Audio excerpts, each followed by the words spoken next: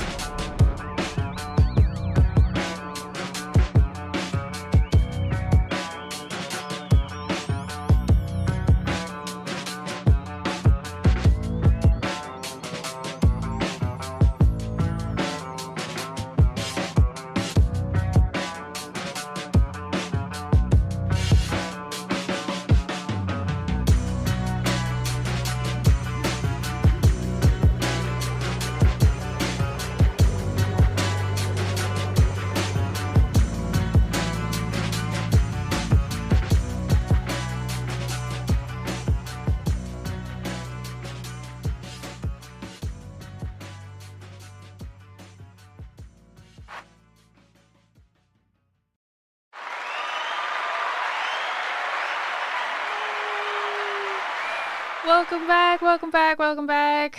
It is good to be back. It's been a while. I know. I've been more active on the YouTube page because I just really fell in love with editing videos and filming the videos, and I got all this camera equipment, and I'm running around like I'm Steven Spielberg and I'm filming. So, yeah, if you haven't already, check us out on YouTube. I am the Creative Insomniac on YouTube. The only one, just look for the logo. You already know it's me on my laptop. That's the logo. My little avatar. But yeah, welcome back. Yeah, I know. It's funny because I said that last time we weren't gonna have any breaks, and it's been like 8 months. My bad, y'all. My bad. But I got some great episodes. I got some great content, and this is gonna be fun. This one is definitely gonna be a fun one. This episode is called Sexsomnia, and yeah. Fair warning, this is the trigger warning for the episode. I'm going to put it right at the beginning. Trigger warning, the current episode will discuss acts of violence that are sexual in nature. Listeners' discretion is advised. Again, trigger warning at the beginning of the episode. This will be the only trigger warning at the beginning of the episode because it's right there in your face what the episode is about. So, again, trigger warning, the current episode will discuss acts of violence that are sexual in nature. Listeners' discretion is advised. So, let's get into it. Okay. So, let's get into the episode. Sexsomnia. What is it? What does it mean? What the heck are you talking about now, Selena? You've already scared us. What are you trying to tell us about Sexsomnia? What craziness have I brought to the episode? To the podcast this time? Well, Sexsomnia is unfortunately little is known about it. Sexsomnia. Well, unfortunately, little is known about the condition because of how fairly new it is. The first ever reported case of sexsomnia was in 1986, According to a 2015 study, only 94 cases of sleep sex have been documented worldwide. Sexsomnia is also very difficult to study long term because it takes place randomly during the night. So, scientists are having a very hard time pinpointing how to monitor the condition. Though the condition is categorized as a parasomnia, unlike most parasomnias, the episodes are random and range far in between. So let's talk about what we do know and the facts. So, what can trigger an episode? Known triggers are listed as depression, stress, anxiety, previous sleep deprivation, poor sleep hygiene, excessive consumption of alcohol, and drugs. Symptoms. Sexsomnia often causes self-touching or sexual motions, but it can also cause an individual to seek sexual intimacy with others unknowingly. Sexsomnia may also occur at the same time as other parasomnia activities such as sleepwalking or talking. Sometimes it is a partner, roommate, or parent who first notices symptoms of the condition. Sexual partners might also notice that their partner has an abnormally heightened level of sexual aggression and decreased inhibitions randomly in the night. Common symptoms of sexsomnia episodes include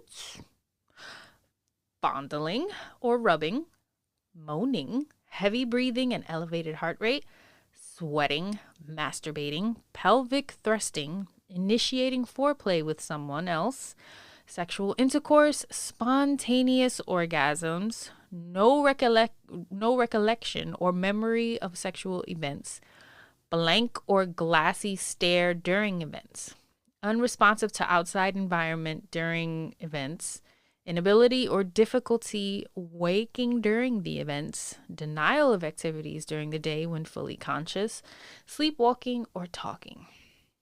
Oh boy. Aside from the physical symptoms that occur during the episode, sexsomnia can have harmful emotional, psychosocial, and even criminal consequences. Obstructive sleep apnea is linked to many of the documented cases of sexsomnia, likely because it causes disruptions during deep sleep. Some people who develop sexsomnia in adulthood engage in other parasomnia behaviors, most commonly sleepwalking, or they did in childhood. Medical conditions considered risk factors for sexsomnia include obstructive sleep apnea, or OSA, restless leg syndrome, gastroesophageal reflux disease, GERD. I cannot pronounce that word, so we're just going to go with GERD. Irritable bowel syndrome, a history of other parasomnia activities such as sleepwalking or talking, Crohn's disease, colitis, ulcers, migraine and headaches, types of epilepsy and other seizure disorders, head trauma, medications for anxiety and depression, specifically, I cannot pronounce that word. We're going to call it SSRI. You guys can look that up. Sleep-related dissociative disorder, a condition often related to childhood sexual trauma, and Parkinson's disease. Treatments and management. It seems the best way to treat the condition is to maintain a healthy, regular sleep-wake schedule. In most reported cases, symptoms of sexsomnia were reduced or resolved when individuals got more consistent, high-quality sleep.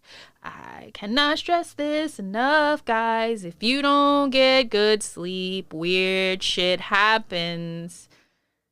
Sorry if you guys hear like a motorcycle in the background. Idiots.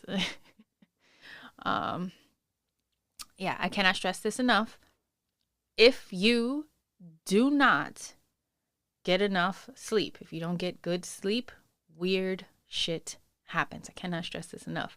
When you go back and listen to the first few episodes, and I tell you guys, if you don't get enough sleep, your brain starts to eat itself, and then you start humping the air. It's serious. You need to get sleep.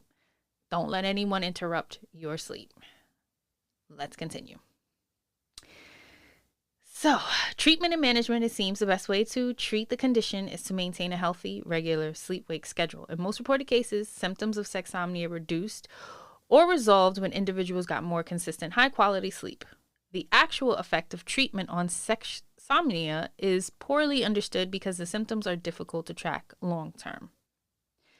So, because it's hard to, and no pun intended, because it's hard to track when a person's going, it will have these episodes. It is hard for scientists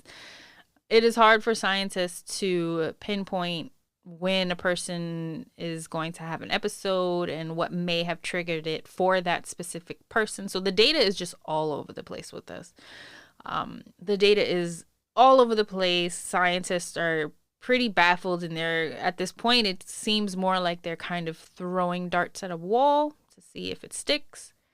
um and I really I gotta stress how this has to be pretty damaging to someone's mental psyche. If you wake up and your partner is, or your roommate, oh my god, I can't even imagine, your roommate is telling you, hey, yeah, you tried to hump my leg like a chihuahua last night in your sleep. Or you tried to hump my leg like a chihuahua, and you're like, what are you talking about? I was asleep. What are you talking about? I don't know what you're talking about. And they're like, yeah, you don't remember any of that? No, I don't. And it's one thing if you have like a sleepwalking disorder. If you go back and listen to that episode, you can get into some pretty sketchy things when you're sleepwalking, some pretty life-threatening things as well. At one point I go over a few murder cases where a few partners murdered their husbands or their wives in their sleep and they had no recollection. So imagine that times having, sex, imagine the sex version of that. You wake up and you find out that you had sex with someone and you don't even remember it. Then it just spirals out of control because this person is saying that you guys had sex, but you don't remember it. And now you're feeling utterly exposed and you think that maybe this person might have taken advantage of you. There's a pretty gray area, and we're going to get into more of that in the episode. We're going to get into, where does the line of consent fall, and if this has spiraled into any legal grounds or cases. So we will get into it after this break.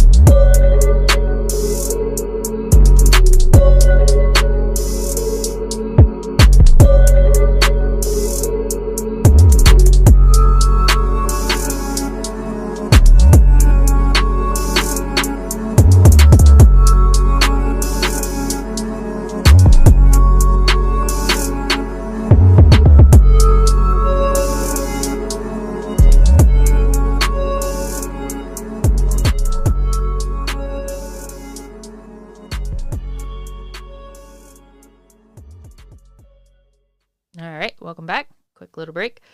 So yeah, let's get into the psychological management of sexsomnia and how someone with this parasomnia copes mentally. Like I was saying before the break, in what case it does the line of consent fall? You wake up and someone tells you, your roommate or your partner says, hey, do you remember what happened last night? No, you don't. I don't remember anything. Yeah, we had sex. Yeah, that's got to be like emotionally damaging for both parties. So psychological management includes seeing a psychiatrist or a psychologist, excuse me. Psychological management includes seeing a psychiatrist or a psychologist. May also reduce feelings of embarrassment and shame associated with sexsomnia. People with sexsomnia may also significantly reduce emotional and psychosocial symptoms by undergoing group counseling sessions with the person negatively impacted by the symptoms. In most documented cases, sexsomnia symptoms have alarmed or angered the conscious bed partner. A 2007 study conducted called Sleep and Sex, What Can Go Wrong? A review of the literature on sleep-related disorders and abnormal sexual behaviors and experiences by Carlos H. Schneck, MD, Isabel Arnulf, MD, PhD, and Mark W. Mahowald, excuse me if I butchered that, MD. Their study concluded, however, that during sexsomnia episodes, some partners were less hurried, gentler, and more focused on satisfying their partner. That's an interesting twist. So it's suggesting that during their study that some partners actually preferred the way their counterpartner reacted during those sexsomnia episodes because they were more catering to their needs. They were less in a rush, more passionate, more gentler, more focused on satisfying the other person as opposed to only satisfying their own needs when they're conscious. God, that has got to be, oh, excuse me, I hit the mic. That has got to be kind of a shock to the system for the person that has sexsomnia. Like, hey, your husband or wife tells you, hey, I kind of prefer it when you have the sexsomnia episodes because the sex is better than when you're awake. Like, I'd rather have sex with you when you're asleep. That has got to, that has got to be really damaging to a person's ego, but also to I would think to the relationship that they have with that person, because it's like, hey, why didn't you say something prior? I mean, maybe they did and the other person just wasn't listening, but I'm no relationship guru, but that's some pretty hurtful stuff to hear. And to be discussing that, initially because you had to go to a psychologist or a psychiatrist, to talk about the fact that you were having sex in your sleep and you had absolutely no idea. So now you get diagnosed with this parasomnia. Then you find out that your partner prefers having sex with you during those episodes. And so you would have to get into your own head when you're awake. Like you would be in your own head when you're awake having sex with your partner, because you're thinking well, do they prefer this, or should I knock myself out and have a, sexsomnia episode, and will they prefer that? That is wild. If anyone has ever been diagnosed with sexsomnia and you're listening to this, I would love to hear your feedback. Leave a voice message, send it to our email, the creative insomniac brand @gmail.com. If you've ever experienced any, if you've been diagnosed with sexsomnia, or honestly, if you've been diagnosed with any parasomnia, I would love to hear your feedback about this and any of the previous episodes that I've uploaded. I would love to hear some firsthand accounts from other people, because I've talked about my own experience with insomnia and with sleep paralysis, but I would love to hear you guys' feedback. So if you're listening, I would love to know what it's like for you. Again, send me an email, shoot me a voice message, or you can type something up and I'll read it out here on the next episode. I'll call it a Q&A. Again, the email is thecreativeinsomniacbrand@gmail.com. Let's continue. So, diagnosis. Sexsomnia was only recently classified medically, so there is no standard diagnostic processing the condition.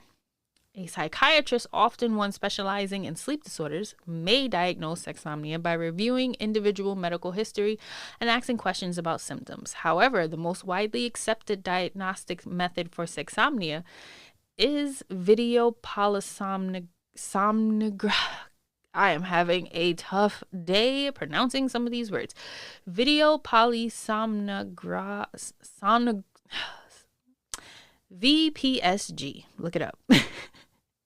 I assume it's when they videotape the person sleeping and attach them to a polygraph. Yes, I'm going to go with that one. During VPSG, PSG, an individual is attached to a psychological device, such as a heart rate, breathing, and motion monitors, and videotaped while sleeping. So I was completely wrong. It is not a polygraph machine. So what they do is they strap the person up to heart rate machine, breathing monitors, motion monitors, and they videotape them while they're sleeping. So excuse me, they're videotaping them while they're sleeping so they can see what their interactions are like. Not their interactions, to see what their sleep is like, if it's disruptive, do they make it to REM sleep, what happens during that course, because sometimes parasomnias can be triggered before you hit REM sleep. And okay, so currently sleep sex is classified as a type of parasomnia in the Diagnostic Statistical Manual of Mental Disorders. The Intentional Classification of Sleep Disorders, 3rd edition, also classifies sexsomnia as a type of non-REM parasomnia. See, told you. Some of those parasomnias kick in before you hit REM sleep. So here are some of the complications that can happen. This particular parasomnia, it did throw me for a loop because the different ramifications it can cause. In my previous episode on the dangers of sleepwalking, if you haven't listened to it, check it out after this episode. When I did a deep dive into the dangers of sleepwalking, I spoke on about patients feeling ashamed or embarrassed to learn that they have done things they do not remember doing in their sleep. Sometimes folks would wake up naked and outside in the cold or their roof, even cases of attempting to drive their car. This would be especially embarrassing to find out you committed sexual acts in your sleep. Given the fact of the individual technically being unconscious, this calls into question consent, which opens the door to legality issues. There are several court cases of note that have involved charges of sexual misconduct relating to sleep sex with a variety of outcomes, and we are going to get into those cases next and after this break.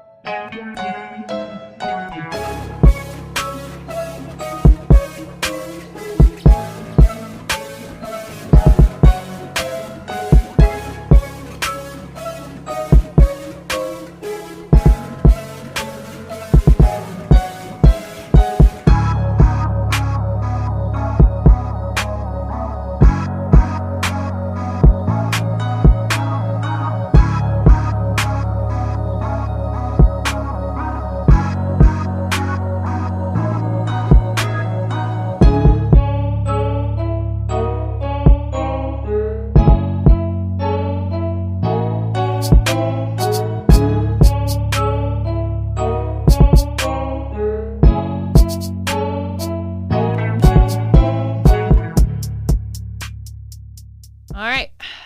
Woohoo. Welcome back. So yeah, as I stated before, this parasomnia threw me for a loop because it draws parallels with sleepwalking. But it's more direct in nature. While sleepwalking victims usually revert to doing household chores and everyday normal things that they would do during their waking hours, there have been instances that led to murder.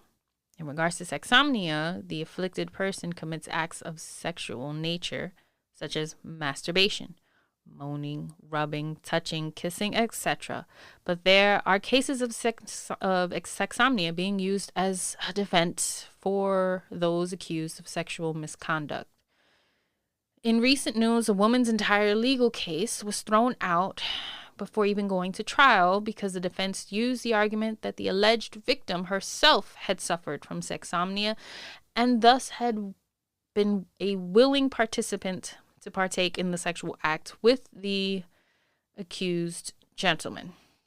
All right, so we're going to read the article. We're going to read from the a snippet from the article So a woman is suing the Crown Prosecution Service after it admitted her rape case should not have been dropped because of claims she had an episode of a rare sleep condition called sexsomnia. Jade McCrossan Nethercott spent months investigating the condition and challenged the decision, forcing the CPS to apologize and admit it was wrong not to take her case to trial. The 30-year-old, who has waived her rights to anonymity, told the BBC, this took place in the UK.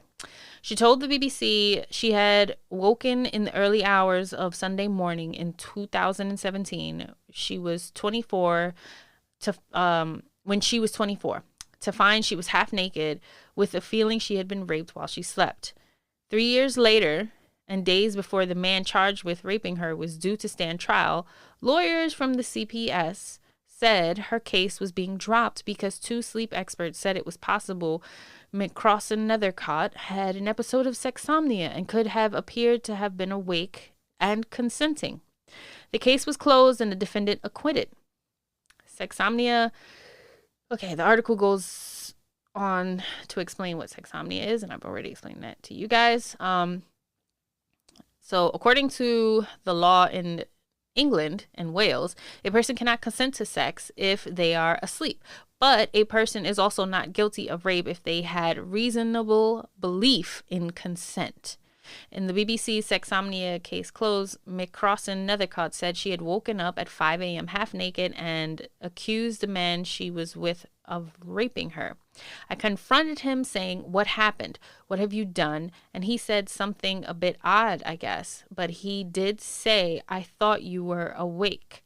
And he just bolted out, basically, and left the door open, she told the BBC. She called a friend in distress, and police arrived and took her for forensic tests. Vaginal swabs detected semen, which would later be matched to the man. The suspect offered no comment when initially questioned by police. When McCrossan Nethercott made her statement, she was asked about her sleeping and said she had always been a deep sleeper and had sleepwalked a couple of times as a teenager. When her case was dropped, McCrossan Nethercott requested all the evidence and was shocked by the weight given to the evidence from sleep experts who had never met her. Additional experts said it could not be ruled out, but other legal experts said they had only heard of sexsomnia being used as a defense by those accused of rape. I don't see how this can be one isolated incident of sexsomnia. That just so happens to be the time that somebody I would never have consented to have sex with had sex with me, said McCrossan Nethercott. She submitted a victim's rights to review to the CPS, and a chief Crown prosecutor independent of the CPS department, which made the original decision to close the case, reviewed the evidence. He concluded the case should have gone to trial and that the sleep expert's opinion and the defendant's account should have been challenged in court. And this is, I'm going to stop right there from reading the article. This is what I was stating before. In this case, it's actually flipped. So what they said in the article, throughout the history of sexsomnia being a thing, it's been used as a defense for those that are accused of sex. But it's never been used as a way to throw reasonable doubt towards a victim, saying that the victim had sexsomnia and they initiated or they were willing to consent to having sex. So this is, it just leaves the door open for so many questions. And because the science isn't there yet, it's like, what do you do in this moment, But I also think that I also think that two things can be right at the same time. In this case, I don't know extensively enough, but if there is a person that is being treated for sexsomnia, and something like this happens, I would think that they would have a history of it. So it would show, they would have a history from past partners where they would, their past partners would come to trial and they would say, yes, this person would wake up in the middle of the night and try to have sex with me, and we just never kind of figured out why. Maybe they, on one end, some of the afflicted are more aggressive in nature when they have sex, and then on the other side of that, some of the afflicted are more gentler, as I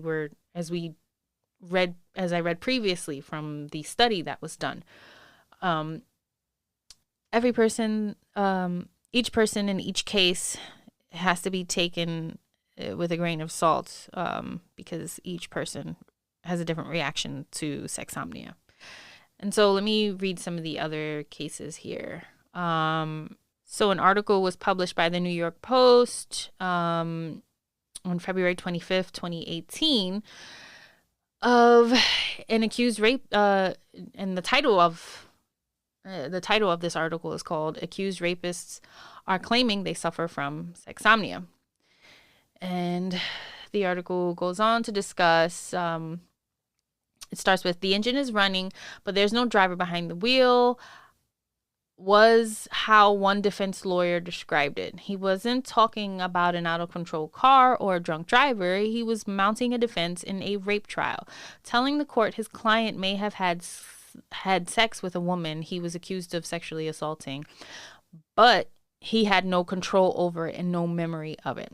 Sexsomnia may be a term that incites a schoolboy's snicker, but for sufferers and those close to them, it is a serious condition that can threaten relationships and even land them in jail. But increasingly, it's been used as a defense in rape cases worldwide.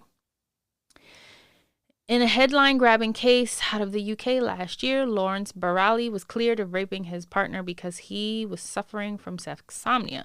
His wife told the High Court in Glasgow she would wake up with him having sex with her. I thought it was something that he was trying to spice up. I thought it was something he was trying to do to spice up the relationship, she stated, according to The Independent. Barilia had insisted he had no memory of the incidents, which she told the jury had occurred a couple of hundred times. When she asked him about it, he told her it was sexsomnia, diagnosed by his doctor. The court returned a not proven verdict on the rape charges. It was silent throughout, and I did not like it. Anecdotally, there are reports the person is more uninhibited and sexually insistent than they are when they're awake. And it's not great sex, more automated and robotic, experts say. Or as Barilia's wife said, it was silent throughout, and I didn't like it. See what I was saying? Some people...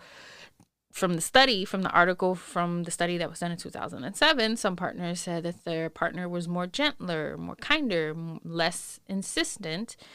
And on the flip side of that, you have, in this case, Barilia's wife, who said he was more robotic, silent throughout, and she didn't like it.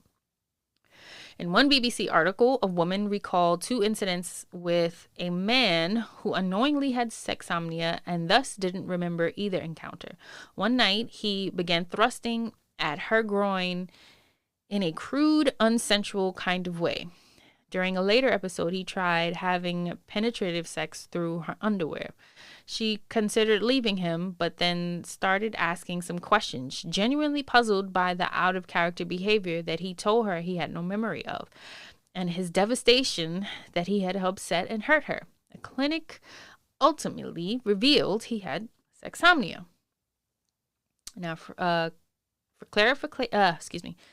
clarification, there are not many sexsomniacs. So sexsomnia is most often experienced by males and is much less common. In fact, in 20 years of conducting sleep clinics, Victoria University Associate Professor Gerald Kennedy has only seen 4, possibly 5 genuine cases. People who suffer from sexsomnia are those who have extended history of sleepwalking or other unusual sleep behaviors, he told Vice. The person isn't actually having sexual dreams. They are just acting automatically, he said. It is a real condition where someone can have sex without realizing or wanting it and not remembering anything.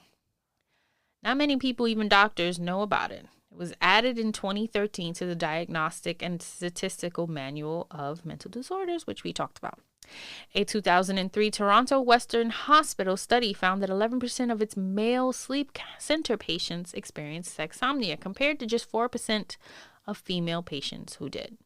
Some think the number of sufferers are bigger, but those incidents aren't reported because sufferers are either too embarrassed to report it or just don't remember. The idea that sexsomniacs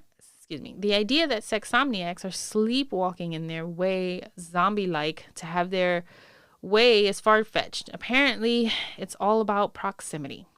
It's not likely that the person will wander out of their bed to have sex, Kennedy said. It is more likely that when they're lying in bed with somebody, they'll have a sexsomnia episode and have sex in their sleep.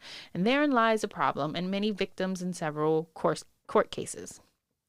If you do have it and you share a bed with someone and they wake up to you sexually assaulting them, then you'll probably have some complaints, said Kennedy. So you have a duty of care towards them. It's like if someone had AIDS. They have to tell people they have it if they're going to have sex with them, so they can take the appropriate precautions. For sexsomnia to fly legally, a documented or diagnosed history helps. And I'm going to stop right there because that's what I was saying before as well. You get this gray area where people can take advantage of the fact that this is a thing, and they can try to use that as a defense to set them free from being horrible people.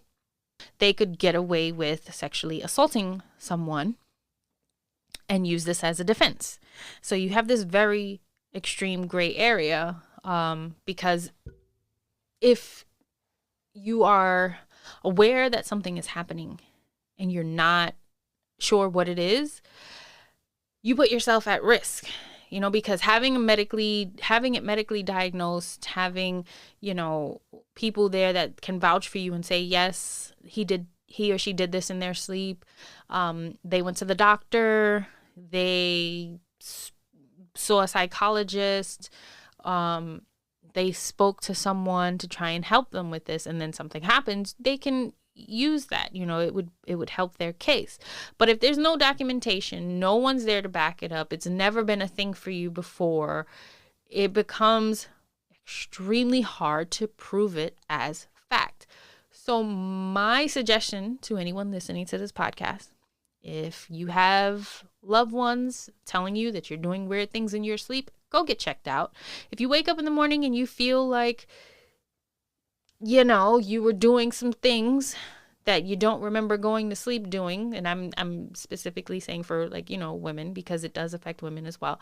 You wake up and you feel like you've been doing things, and because you can tell, go get checked out.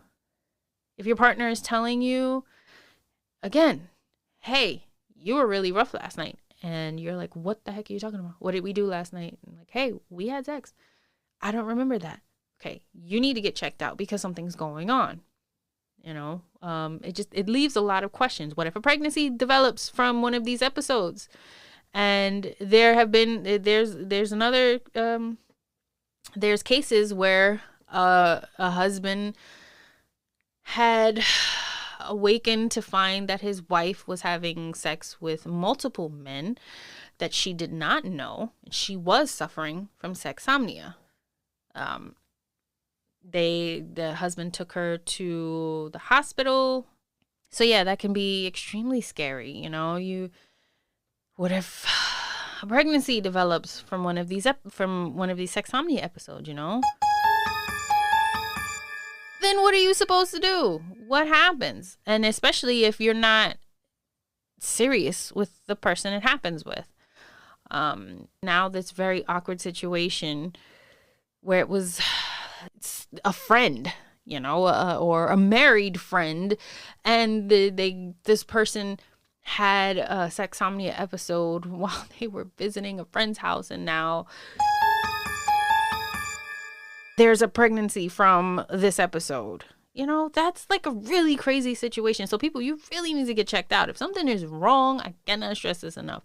If something is wrong, if it is not sitting right with you, if you are having issues with your sleep patterns, please go get checked out. There's been a growing number of people using sexsomnia as a defense. And sexsomnia can also make the question of consent difficult, given the individual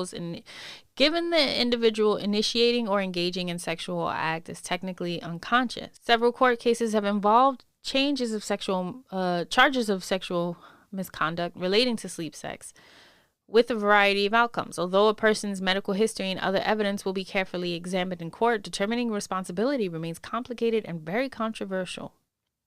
I'd like to know if the defense can argue sexsomnia is a possible defense. Then can the plaintiff rebuttal conclude that the type of porn the defendant watched and or preferred, if the defendant has a history or proclivity to rough and or, we'll just stick with rough porn, then would that still open the door for attacks because the potential was there based on his sexual or their sexual preference. So basically what I'm saying is, it's like, how subconsciously you take in you things that you watch, you subconsciously take in as well. And so if this person had a certain proclivity for rough sex and they have sexsomnia and they're very, they sexually assault this person, it could still count as assault, because subconsciously the preference that you have, that when you with what you watch, it would leave a lasting impression on the mind. Like with the study, the 2007 study, sexsomnia affects certain people in different ways. So like with one batch of patients, they reported that their partner was more gentler, was more caring to their needs, as opposed to when they're awake and they're very persistent and only thinking of themselves. And do you understand? I don't know if anybody could understand what I'm trying to say here. Would their sexual, would the things that they watch in their alone time have a lasting effect on their psyche that would also not only trigger a sexsomnia episode, but also trigger the type of sexsomnia episode they have? Is it a way is the science moving towards categorizing the type of sexsomnia? Because there's not much facts about this.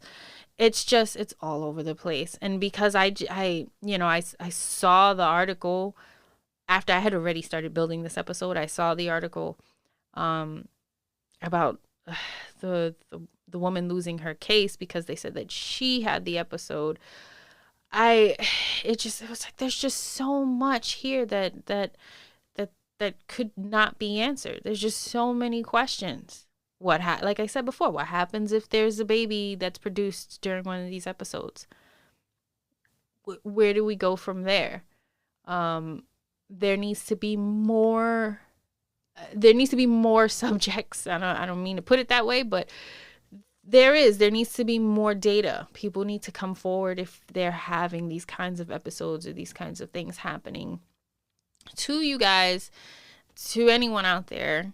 If there's something weird happening in your sleep, you have to go see a doctor so that the data can be updated, so that we can figure out what the heck is going on.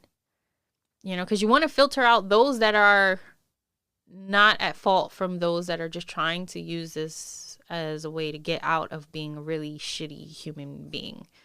You want to separate the people that are actually suffering from a condition that they cannot control from the people that just do not care for what they inflict on another human being. We want to separate that, and there should be no shame for anyone going and seeking medical attention because this type of thing is happening to you in your sleep. And we're going to take another break. You guys can mull that over. And again, like I said, if you guys have any experience with this, I would love to hear what it's like, especially from like a married couple. Like if you have a partner that has sexsomnia, I would love to know what your dynamic is like and how do you deal with that. If you guys ever have like, friends that stay over, do you have to like lock the other person in the room? Lock them in a bedroom far away because the article stated the science states that it's more proximity than anything. A person that has this isn't going to get up and walk across the street. They are more likely to just roll over. And if someone is in the bed, then they will engage in sexual activities. So again, I would love to hear from like a couple or a married couple or anyone that has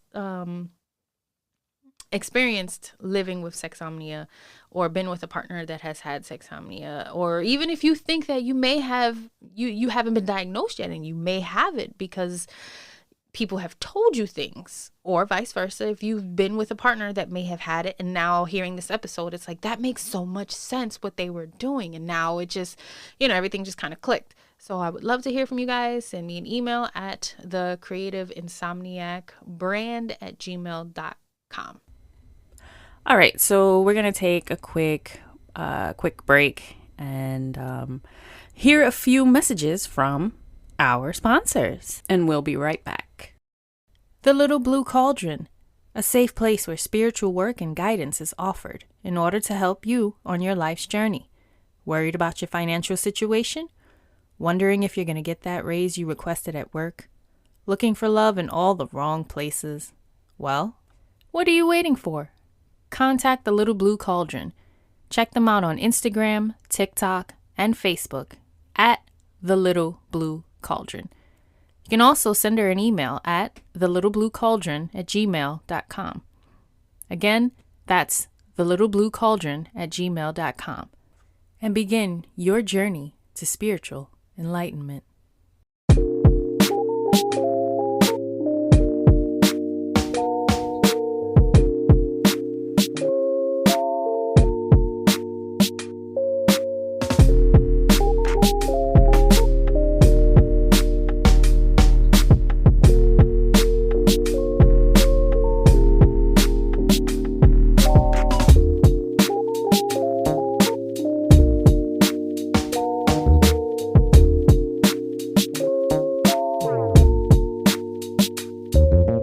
Sexsomnia, categorized by sexual behavior during sleep, is within the spectrum of parasomnias, occurring predominantly in NREM sleep, as a variant of confusional arousal and sleepwalking, with or without associated obstructive sleep apnea.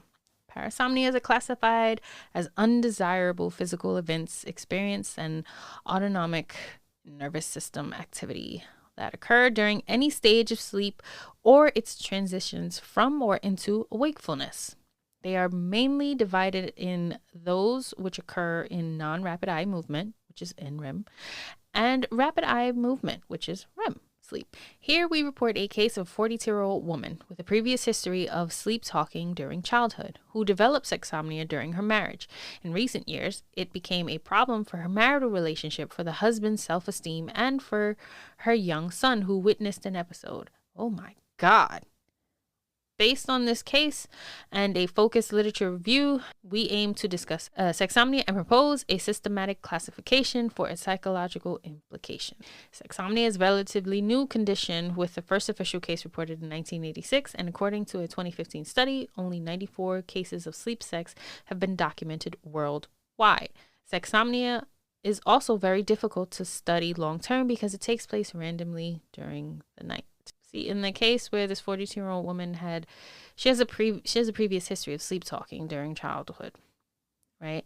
And her condition has put quite a strain on her marriage that it even affects her young son, who unfortunately witnessed an episode. And so the trauma just spills off on from this woman, from the woman who's having to live with knowing that she does this, to the husband having to live with the fact that he, now has to figure out what to do with his, with the situation and how to cope with the person that he married and loves, to now spilling over onto the son that they created in their love and in their marriage. So the trauma just affects everyone. It's a ripple effect. So we really need more data on this, and so it can be classified better, and so that doctors and healthcare professionals can be at a better position to not only diagnose but to treat patients and their loved ones. Not only mainly psychologically, but not only psychologically, but physically as well, because the person also puts themselves at risk for catching sexually transmitted diseases. Especially if they're not aware of what they're doing, they're not going to stop in the middle of that and put on a condom, or, stop in the middle of it and tell the other person to put on a condom, because they can't consent, B can't consent, B have no idea what's happening, and C have absolutely no control over what they're doing because they're like in a robotic state. So I'm going to play a few clips that I have found from YouTube, a firsthand account of someone who has experienced sexsomnia. Her name is Samantha Elizabeth on YouTube, and she shared this video in hopes that someone out there who is also suffering from sexsomnia could benefit from her experience, and I thought it would be a good idea to also share a snippet here on the podcast. Check out her video on YouTube. Just type in Samantha Elizabeth. That's her handle. And you can see the video firsthand if you'd like. I'll link the video in the description, but here is a snippet from her video. Long story short, this is not the first time that I experienced it, and the most recent time that I experienced it was just a few nights ago, and it was very surreal. You truly believe that you're sleeping, and then all of a sudden, something will jar you awake, and you're confused, you don't understand what's happening. It's kind of scary, to be honest, and I'm very thankful that this happened with my partner, who I've been with for almost 4 years, and somebody that I love and care about, so I don't feel ashamed in that way. But this can be a super, super tough subject to talk about with other people, especially if it's happened to them with somebody that they're not seeing currently, or somebody that they don't feel comfortable with. It could be described as something that is forceful from one person, the person that is sleeping, to the person that is not. It wasn't necessarily like that in my case.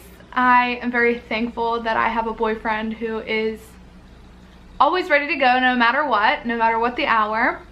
So it is very much a hard subject to study, and this is why I wanted to put this information out on the internet, because it's not super common to talk about. Actually, I've never heard anyone talk about it. I didn't even know it was a thing until I looked it up, and I didn't even realize what was happening in the moment. Whenever I woke up and we were kind of in the middle, and I was like, what is going on? Like, we were sleeping, I'm confused. And he's like, yeah, I'm confused too. And I'm like, what happened? He's like, well, you started to touch me. And I guess to him, I was awake, so he just kept going, and he was happy to keep going with everything. But for me, I was fully asleep. Like, I don't remember majority of it. I remember when I woke up, and even when I woke up, it was one of those surreal moments, like in a dream. Like, you woke up, you're in a dream, you're kind of like, is this real? Is this a dream? I'm not really sure. So my experience has been kind of all over the place, because again, the first time this happened, I didn't even know it was a thing. Like, I thought that my boyfriend started it last time. I was convinced that he started it last time, and you know, the last time this happened, and I was like confused, like, why did you wake me up? What's going on? He's like, I don't know, like, I thought that's what you wanted. And I'm like, I don't understand. Okay, I also have another clip here from WRTV on YouTube. It is an account of a gentleman from Bloomington who claimed he had sexsomnia when he was caught to be fondling a young teenage girl. This is, I just want to give a full encompassing idea of what this parasomnia can do to those that do have it, and why it's so important for scientists and doctors to really take get more data on this, because for those who have it, they run the risk again of facing criminal charges, but it also leaves the door open for people that don't have it and can use it as a defense to get out of being really shitty humans. This video is from 7 years ago. I don't know what ended up happening in this case. And I am not passing judgment. I don't know if this gentleman actually had it or not, but I am going to play the clip. And if you guys want to dig deeper into any of these cases, I will leave all the links in the description so that you can do some more digging and research for yourself as well. Maybe you might find something that I did not. So here's the clip. Tonight, a Bloomington man is claiming he was asleep when he fondled a teenage girl, and he says it was not his fault. Andrew Passwaiter says he suffers from sexsomnia, a condition where a person engages in sexual activities while they are asleep. Investigators say the 15-year-old girl told them she was at a sleepover and woke up to find Passwaiter fondling her on a couch. She told them she went to another room and then told a friend. We spoke with a sex expert at IU School of Public Health who said those who suffer from the sleep disorder may exhibit different actions. The few studies that exist put it around possibly as high as about 5 or 6% of the population. Some people do talk during these episodes. Some people groan or grunt as they might, during sex. And so there's a range of different ways that, that people can experience this. And I have one more clip. This is a firsthand account from a woman who was raped, and she is interviewed by CBC News. CBC News, The National. This clip is about 5 years old. So she goes on an interview and she explains what's happening in her case and how she is fearful because the gentleman is using sexsomnia as a defense. And so this last clip will give, a really good idea and encompassing of what people are going through, victims who suffer from the condition and those who are merely victims of people that, again, are possibly trying to get out of doing shitty things. Again, I do not know whether or not the gentleman actually had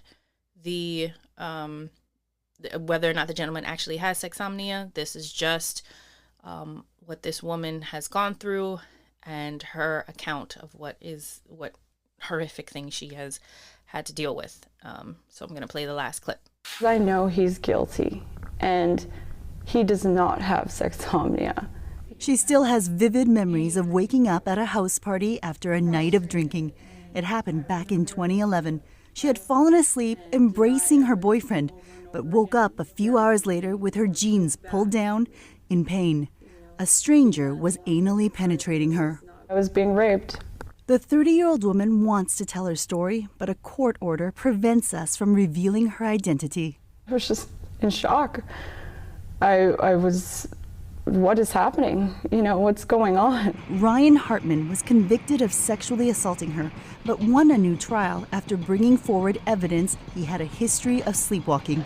During his second trial, the defense argued he had been in a deep sleep when he attacked her. Still to this day, it rattles me because I sat in court and I watched him testify and say over and over again, I do not recall, you know, like just denying the entire thing. And then all of a sudden, okay, yeah, I did it, but I was asleep. It just, you know, to this day, it makes me so sick to my stomach. The Sexsomnia defense has been used about 15 times in Canada. In a third of the cases, the perpetrators have been found not criminally responsible. It's now up to a judge to decide if Hartman deserves jail or if he needs psychiatric treatment. This expert says sleep disorders are difficult to prove. Most of the people that rely on this defense can demonstrate a history of sleepwalking before. Often there's a family history. And then the Supreme Court has been very clear that expert testimony will always be required to establish that this individual, in fact, suffers from that condition. These are situations that are not easily faked. Since her rape, the woman says she's fought through drug and alcohol abuse, wrestled with suicide. Now married and working, she says she's a survivor, but worries about falling apart if her attacker isn't found guilty. I've asked myself a million times, what if the outcome isn't what I think it should be? How will I react? You know, how will I move on? How will I get past it? Yeah, that was a lot. So we are going to cut to break and we'll be back.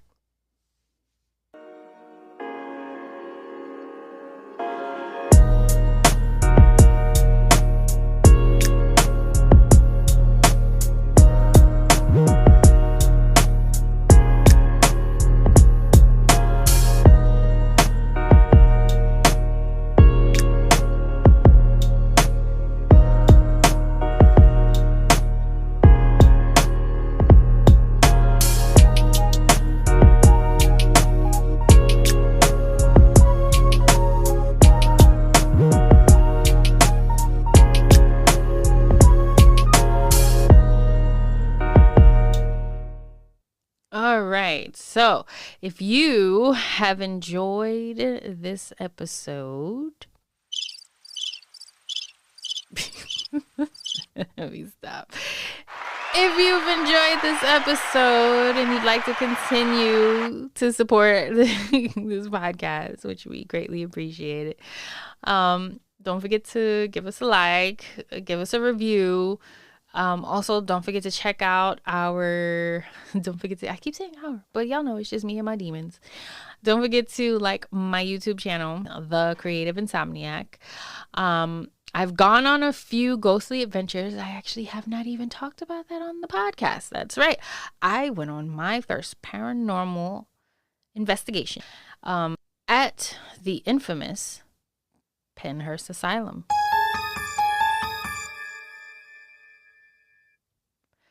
And it was definitely a very eye-opening experience. I can't even, I could try and go into, but it's hard to find. It's very hard to find the words, you know. That place has a very deep sadness because of what they did to children, because of how they treated children there, but also it's just an overwhelming, heavy feeling. And I you know, I've always been interested in the paranormal. I've always been very interested in paranormal. I prefer scary movies over anything, and maybe at some point I'll take a break from paranormal movies and watch like, you know, a rom-com or something, but mostly I watch a lot of paranormal and Marvel movies. yeah, like I had the wildest experience there. Again, if you wanted to check it out, go on the YouTube page and go to my page, and you'll see it says Paranormal Investigations. I've been to Penhurst Asylum twice now. I've also been to Salem. I went to Salem and I got to visit the Pioneer Village. And for me, Penhurst was my gateway into being a baby paranormal investigator, because you really have to open yourself up, and I've always felt that I was quite sensitive to certain things, especially with sleep paralysis, which does not help. I talked about that in the in one of the previous episodes, with sleep paralysis episode, where I felt like there was a connection between the paranormal and sleep paralysis, because it just didn't make any sense that everyone was seeing the same thing when they were having sleep paralysis episodes. Everyone just continued to see a dark shadow or their doppelganger or something demonic. Like there's just no way that there isn't a connection between having sleep paralysis and the paranormal world. And maybe I'll do another episode doing an even deeper dive on the two.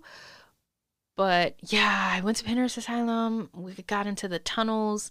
Something touched the back of my leg. I did a spirit box session and the Estes method, and a spirit came through, told us his name was Sean.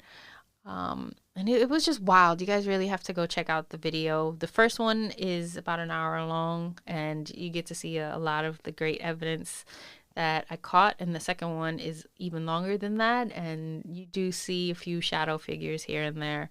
And it's just a very overwhelmingly heavy feeling the moment I crossed onto the property line. But yeah, now I can say I'm a baby paranormal investigator.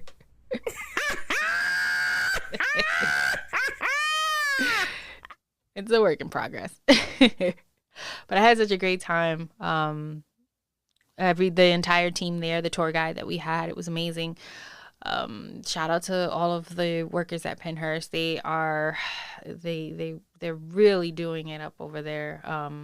Making sure you understand the history and understand what actually happened there. And it's not just a place to go where everyone just assumes that, everything here is evil and it's demons. And no, it's not like that. There's a lot of paranormal evidence that you can find there. You just have to clear your head of all the other nonsense that you may see in the movies or on YouTube. And yeah, like I follow a lot of great YouTubers that also reiterate the same thing. So I follow YouTubers like Oh My Gosh, Sam and Kobe. Even though Sam and Kobe's videos are more on the happy side and playful side, they do touch on the seriousness of things, and they make an emphasis. They put an emphasis on how serious it is. But my favorite of all is TFIL and on the Overnight channel. They really do a good job of just the work that they do on the videos, the editing, the beginning, like Elton, the main head figure of the channel. They always start off their videos with like a little mini documentary, and I just love that style of I love that style of the content that they make. And they give you all the information, all the facts that you need. And then they go on the investigation, and it is just nonstop roller coaster from there. And yeah, I follow all of them. I watch their videos. I love the content that they produce and what they're doing. And so, I wanted to stick my toe in the water and become a baby paranormal investigator. And now I have gone to Penhurst twice. I would love to make my way over to the Conjuring house. I would love to make my way over to the Lizzie Borden house, the Stanley Hotel in New York, and the Stanley Hotel, where Stephen King wrote his book, The Shining, and do a whole paranormal haunted road trip of my own. So I'm gonna work my way up to that. And that's why I have not been producing as many podcast episodes, because I've been pumping out more content on my YouTube channel. I've been trying to build the YouTube channel up.